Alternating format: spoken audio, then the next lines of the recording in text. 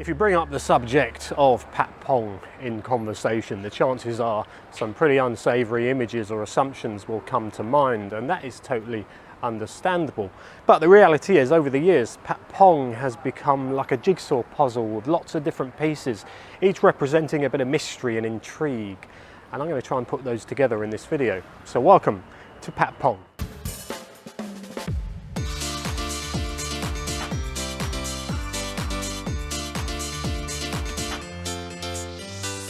Nowadays, Patpong is starting to show its age. A lot of these 1950s shop houses here on Patpong 1 Road are definitely looking pretty shabby, but they've had a lot of wear and tear over the years, so that's understandable. If this area was ever up for sale, and that is highly unlikely by the way, then there'll be a whole queue of developers going right around the block waiting to snap it up like a shot, because this is prime real estate.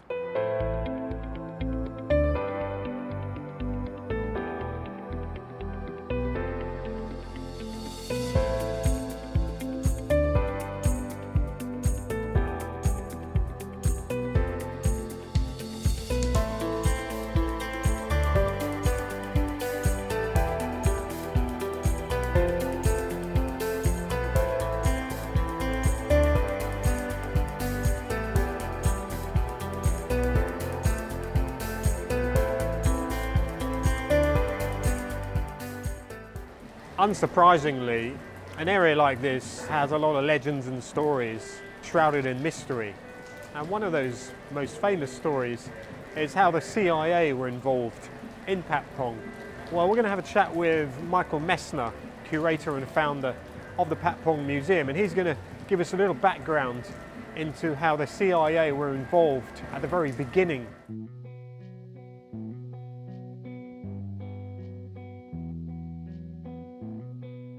So it all traces back to the very origins of the Patpong Panit family, actually, educated abroad. They went to study in the United States during the Second World War. And by belief, they joined the resistance movement, the Seri Thai Movement, because they weren't happy with the Japanese occupation and the Japanese influence over Thailand during the Second World War. The Seri Thai were supported financially and logistically and in training by the OSS, which will later become the CIA.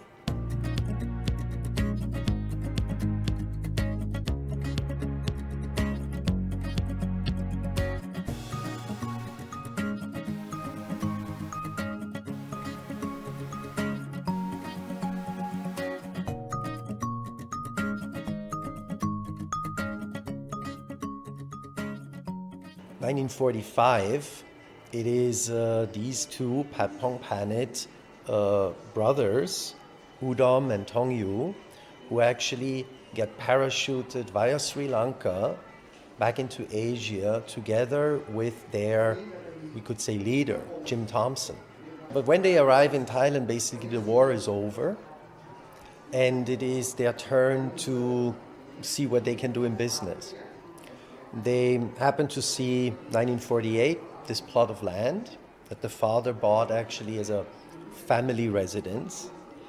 But they feel it's actually time to develop a commercial center, a modern central business district, which Bangkok doesn't have at that time.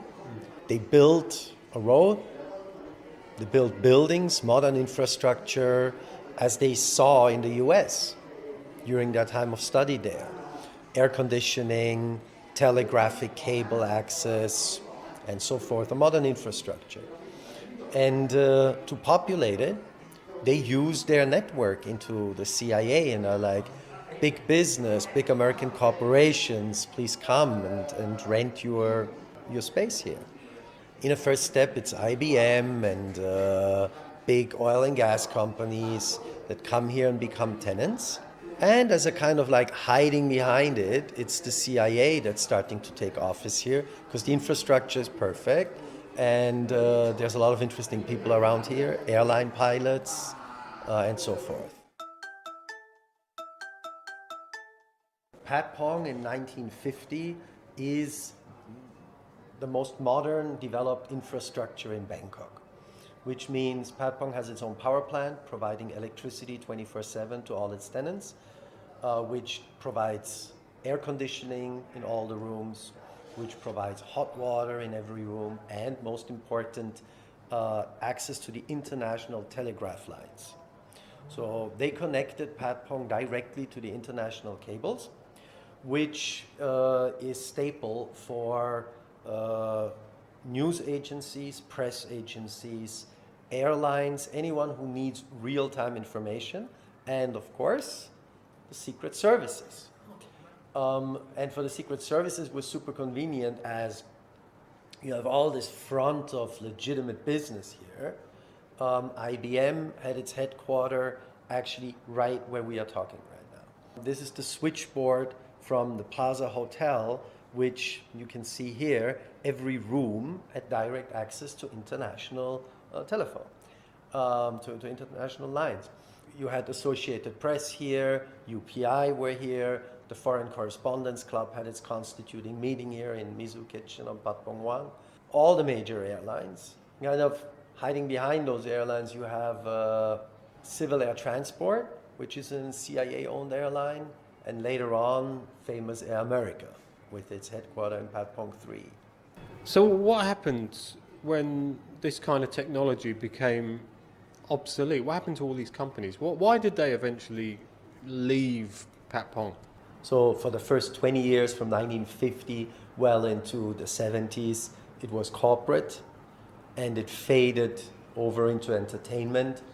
And so I'd say the heydays of entertainment are the mid-70s all the way into the 90s.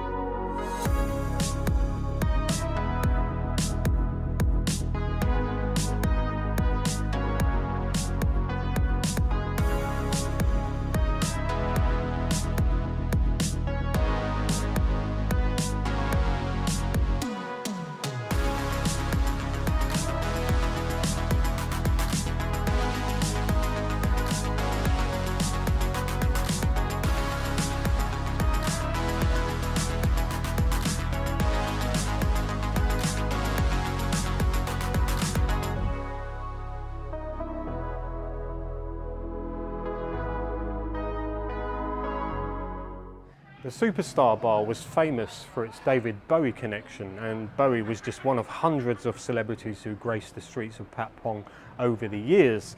But one of my favourite films, The Deer Hunter, had scenes shot inside the Mississipi Queens Bar, and that was the first bar in the area to promote American soul music.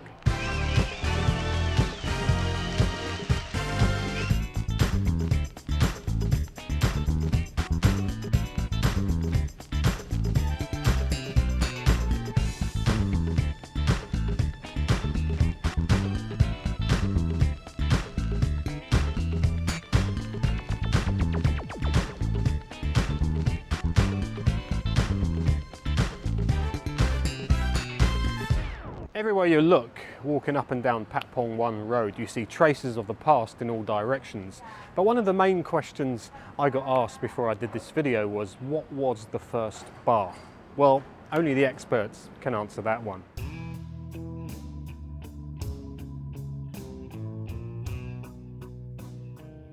The Grand Prix Bar was opened by a gentleman called Rick Menard, who was a GI in the Vietnam War. And he frequently passed by Bangkok, and when the war ended, he didn't want to leave. So in 1969, he opened what would become very famous, the Grand Prix Bar, as a sports bar. At that time, the entertainment licenses are being issued by the Ministry of Defense, as it was considered to be a matter of national security. Entertainment at that time is to be understood in the context of dancing and music, whereas dancing is a man and a woman dancing together, and music is a live band. So Rick Menard didn't have the means to get an entertainment license, so he put up a jukebox and he put up a wooden crate to separate physically the women from the men and asked the women to dance on that wooden crate. And the police came in and were like, I got you, you're in trouble, you entertainment license. He was like, no, there is no dance here because obviously they're separated. And I got a jukebox here. And he got away with it. And other people heard of that. And so one after the other put up a stage, put the women on the stage, played the music from the can. And yeah, that's the birth of the Gogo Bar.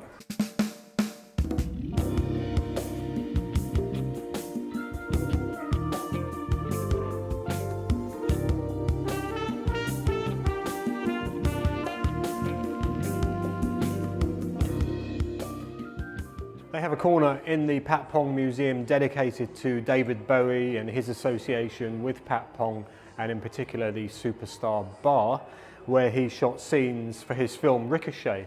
And I can't show any of those scenes in this video in particular because a little bit too risque.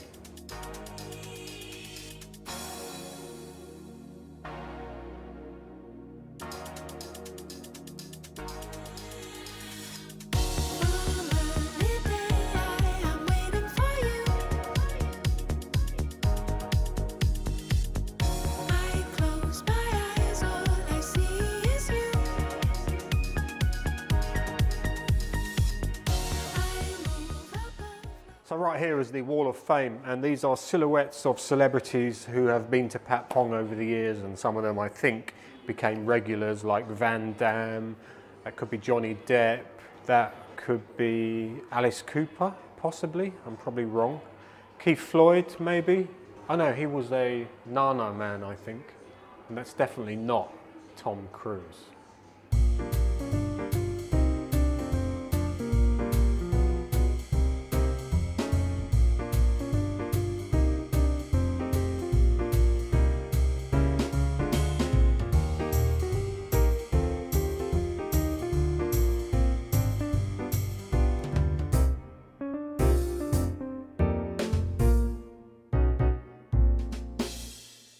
Well, if you ever come to Patpong Museum and you get this man as a guide, you'd be very lucky. There's a lot of stories and you're a famous personality. I'm 72 now. Have been around Patpong for 50 years. 50 years since I was young, but I in and out, not all the time. I didn't own a bar here, but I come to other business and journalist, photographer, writer, and after I out from cowboy, Yeah. I changed my career. So after the corporate companies left Patpong, IBM was in this building. Right. After they left, what happened in this building? Downstairs was a superstar, a Gogo, but they rented to be discotheque because that time music changed from rock and roll to be disco by the BG. The movie Staying Alive, the Thai like it. Thai model, Thai boy, the most beautiful girls in Bangkok came here in this floor. When the girl come, the boys come. So was this one of the first bars, Right, by discos with DJs? Right, with DJ. And okay. so famous, superstar, everyone knows it. Mostly Farang downstairs, Yeah. a Gogo. It opened till 3 o'clock. After that, we go to have some food, some even Mizu kitchen still go to Tip Top, go to can eat, and can open till 6 o'clock, and go home. So the bars that opened after all the big companies moved out, Right. who were the owners? The foreign bar owners, where were they from? Mostly from American GI, American CA, American soldier, which they retire, they get pocket money, pension money. By that time it was $1 equal 20 baht. And taxi, riding from here, Sukhumvit Road, 35 baht. Not taxi meter, beers, 30 baht. Yeah. One night I can spend 10 bars. Yeah. And writing and report and get my money, and from my company. This is a picture of you Right. here. How old was you? Around 35, I think. Good looking lad. Right. I didn't grow my mustache yet. Nice guy. War journalist. I do everything. A note photographer and journalist. Or I write about war, about what's happening, you know, around Southeast Asia. Dangerous job. Oh yeah. Yeah. Okay, Sucky, it's been good. Okay. Thank you very much. Okay, thank you. Really appreciate it. Right.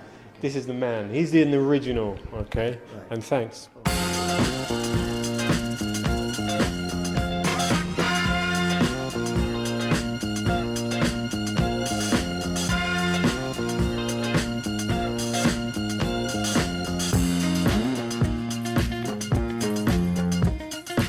This area is dedicated to the serial killer Charles Sobhraj, who murdered mostly travellers and young backpackers in the 1970s, not just in Thailand but quite a few other countries as well. And he's still in jail and alive and well, and is probably making a few dollars off the recent 8-part Netflix series, if you like that sort of thing. And this map here gives locations of where he lived and had his parties and where he hung out. And one of those places where he hung out was Patpong. Chilling, definitely worth a watch. Well, after a couple of hours in here, you realise there is more to Patpong than just bars. And to put together the pieces of the Patpong puzzle yourself, you've got to come here. It's on Patpong 2 Road, opposite Foodland, and believe me, you can't miss it.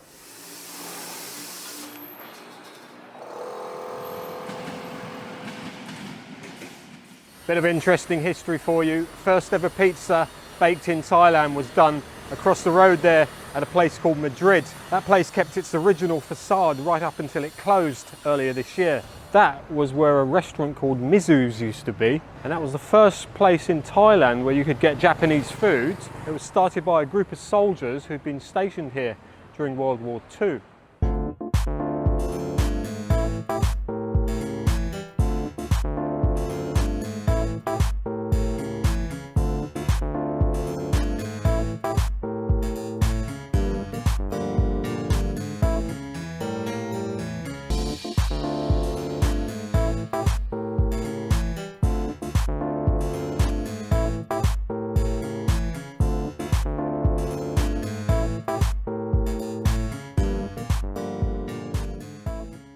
If you've got this far, I've got to say thank you very much for watching, and I hope you've enjoyed this trip down memory lane here in Patpong.